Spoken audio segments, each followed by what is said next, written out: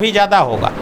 ये नीचे की तरफ डाल रहा है, बीच में डाल रहा है। इसको क्रॉस बार कहाँ डालना चाहिए? यहाँ डालना चाहिए। इसको भी सीधा से लिखना चाहिए, यहाँ डालना चाहिए, सही जगह पर। तो ये भिन्न भिन्न प्रकार से जो हम लिखते हैं, तो भिन्न भिन्न तरह का हमारे आचरण में इशू आता है। जैसे दूसरा अक्षर आप ले लीजिए जी। ये जी हम लिखते हैं, तो देखिए कुछ आदमी ऐसे लिख दिया। तब देखिए ऊपर का जो ये हमारा गोलाकार है, वो नीचे से बड़ा है कि छोटा है? ऊपर बड़ा है और नीचे छोटा है। तो यदि नीचे किसी का छोटा हो रहा है, जी का ऊपर वाले से नीचे यदि छोटा हो रहा है, तो उसका जो पारिवारिक संबंध है, दोस्त मित्र और परिवार के साथ अच्छा संबंध नहीं बन पाएगा। वो किसी से दिल से नहीं जुड़ पाएगा, इसलिए कि उसके अंदर कोई घेरा ही नहीं है। कुछ आदमी जी लिखेगा, ऐसे लिख देगा। अब देखिए इसमें तो कोई घेरा ही नहीं है, उसको किसी से नहीं पटेगा। कुछ आदमी ऐसे भी लिख देगा। ये आदमी तो साफे समझिए किसी से उसको कोई चीज़ बनबे नहीं करेगा। लेकिन इसको लिखेंगे इस तरह से। देखिए कितना, देखिए ये यदि लिखते हैं आप, ये लिखते हैं, तो आपके जीवन में दूसरे से दोस्ती नहीं बन पाती है। दूसरा आदमी आपसे जुड़ नहीं पाता है। और ये लिखना शुरू कर दीजिए, आपका दोस्त बनना शुरू हो जाएगा। माता पिता परिवार सब आदमी आपको चाहना शुरू कर देगा। आप ग्रूम बना लिए उसमें। आप दूसरे को श्रेय देते हैं, दूसरे का सम्मान करने का भाव आपके अंदर आ जाएगा। और जब आप दूसरे को सम्मान करेंगे तो दूसरा भी आपको सम्मान करेगा। तो ये ऊपर वाले से ये बड़ा होना चाहिए। और ये किस जॉन का अक्षर था? Middle John and lower John का। तो आप अपने हैंड राइटिंग में देखिए कि आप जी कैसे लिखते हैं। ऊपर वाले से नीचे बड़ा बना रहे हैं कि नहीं। यदि नहीं बना रहे हैं तो आपको दूसरे से नहीं पटेगा, परिवार के लोगों से आपको सम्मान नहीं मिलेगा, या आप भी किसी का आदर नहीं कर पाएंगे। इसलिए आप नीचे बड़ा डालना शुरू कर दो, तो आपको भी आदर मिलना शुरू हो जाएगा और आप भी दूसरे का आदर करने लगोगे। ठीक है। फिर हम लोग वाई लिखते हैं। देखिए वाई बहुत आदमी ऐसे लिख दिया,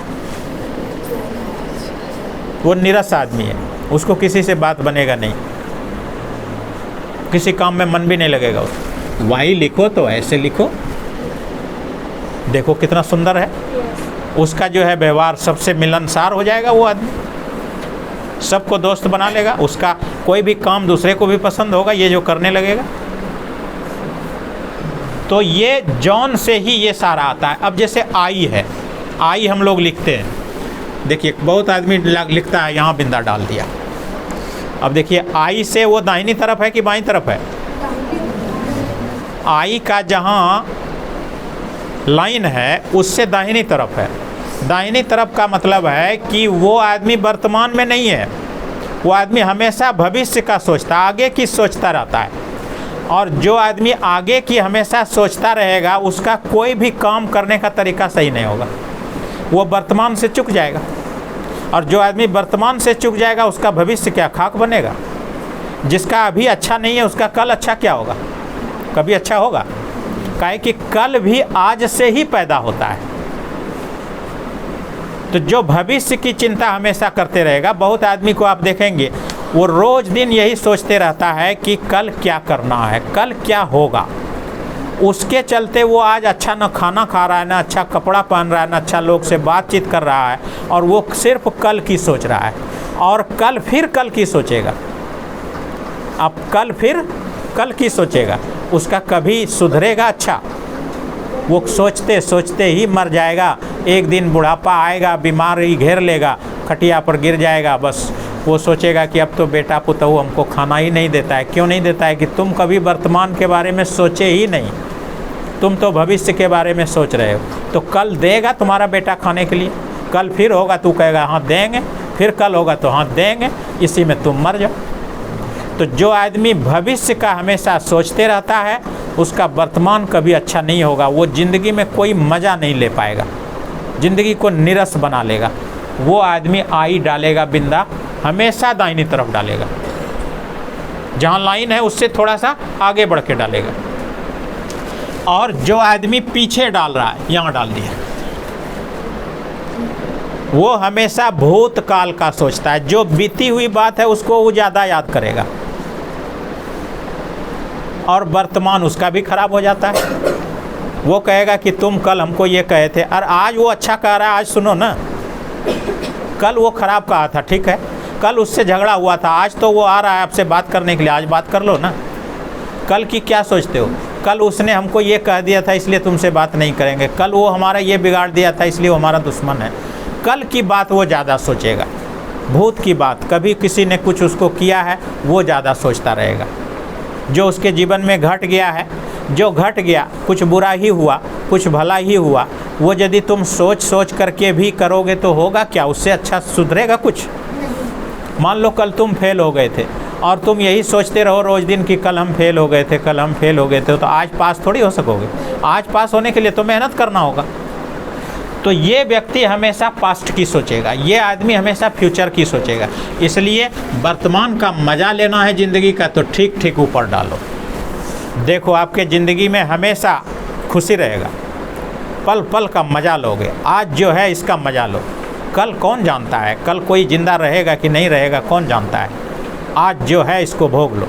इसी को कहते हैं लिव नाउ एंड हियर, अभी और यहीं में जियो। अभी जो हो रहा है इसका मज़ा लो। इसी को भगवान कृष्ण ने अर्जुन को बताया कि साक्षी हो जाओ, तुम जो सोच रहे हो कि हमसे तीर चलेगा और ये मरेगा और ये तुम्हारा चचेरा भाई है, ये सब तुम गलत सोचते हो। अभी तीर चलाने का समय है, तीर चलाओ तुम, मरेगा कौन ये हम समझ लेंगे। और इस पल का मजा लो। जो आदमी वर्तमान में जीना सीख लिया उसका भविष्य भी सुधर जाता है और भूत से भी उसको कोई शोक और चिंता नहीं बचती है। इसलिए वर्तमान को अच्छा बनाना है। आज अच्छा जो बना सका उसी का कल भी अच्छा होता है।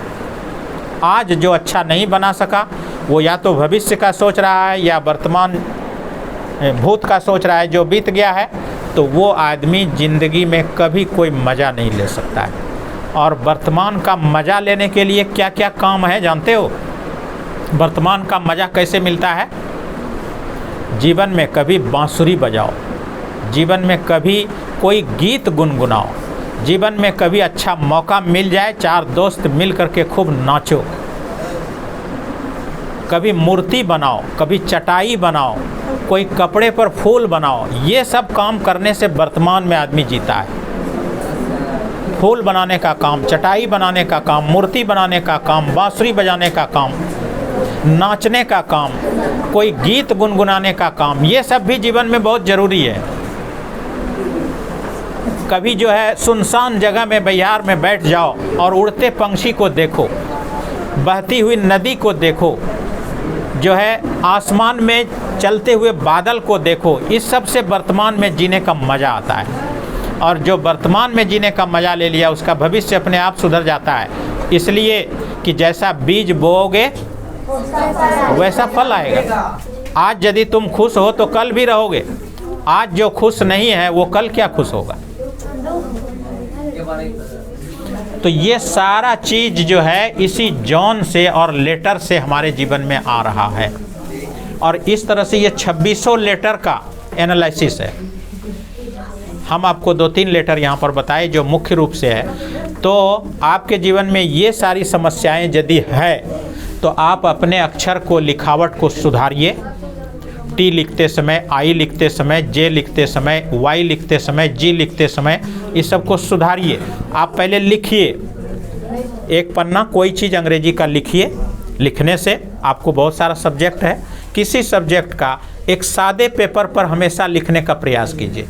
कभी जो है रूलिंग कॉपी नहीं खरीदिए, ज़्यादा सादा कॉपी ज़्यादा खरीदिए और उस पर लिखने का ज़्यादा जो है प्रयास कीजिए। उससे क्या होगा कि आपको पता चलेगा कि हमारा लाइन टेढ़ा हो रहा है तो इसको सीधा करना है, हमारा मार्जिन यदि टेढ़ा छूट रहा है तो इसको सीधा करना है, हमारा यदि अक्षर का बीच का गैप कम हो रहा है तो इसको सुधारना है।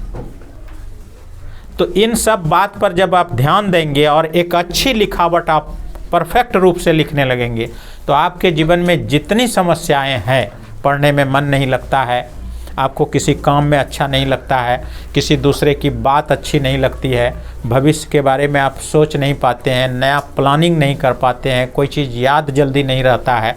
तो ये सारी समस्याएं इस लिखावट में जो गलती हो रही है आपसे, उस लिखावट को सुधार लेने से आपके जीवन की ये सारी समस्याएं समाप्त हो जाएगी। ये एकदम देखा गया है, ये विज्ञान है, साइंस है।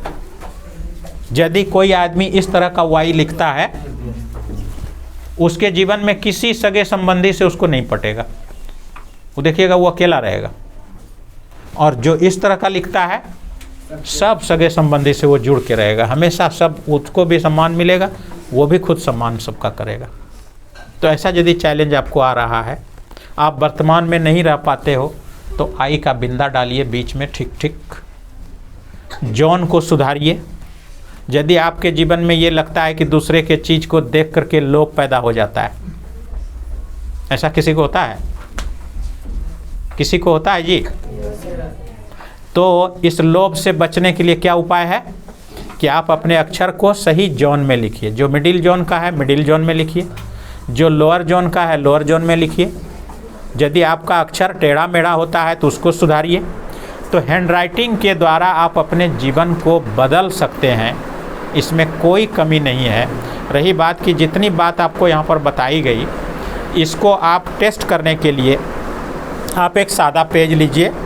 सादा पेज ले करके उसमें देख करके ही सही अंग्रेजी का कोई टॉपिक लिखिए, देख करके ही किताब से 5 लाइन 10 लाइन पूरा पेज।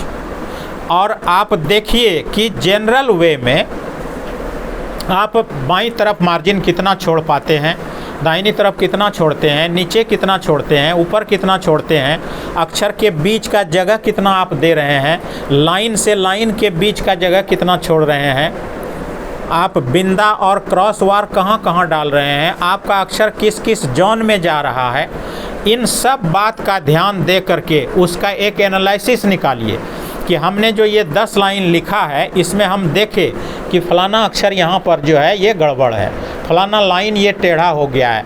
फिर दोबारा उसको दूसरे दिन लिखिए, तो ये ध्यान रखिए कि यहाँ पर टेढ़ा हुआ था हमसे, तो इसको आज हमको सीधा करना है। ये बिंदा हमारा जो है टेढ़ा हुआ था, तो इसको हमको सीधा करना है। तो आप देखेंगे जब आपको सीधा करके होशपूर्वक लिखिएगा, तो जब सीधा होने लगेगा तो आपके जीवन में ये जो चैलेंज था वो अपने आप ख़त्म होना शुरू हो जाएगा। तो इस तरह से ग्राफोलॉजी के द्वारा आप अपने ज़िंदगी के बहुत सारी समस्याओं का समाधान कर सकते हैं। 2 घंटा तो हो गया, तो और कुछ उस दिन आपको हम एक बताए थे, न्यूमेरोलॉजी नाम के बारे में बताए थे ना। देखिए वो भी एक अलग सब्जेक्ट है, ठीक है ना, उसका भी कोई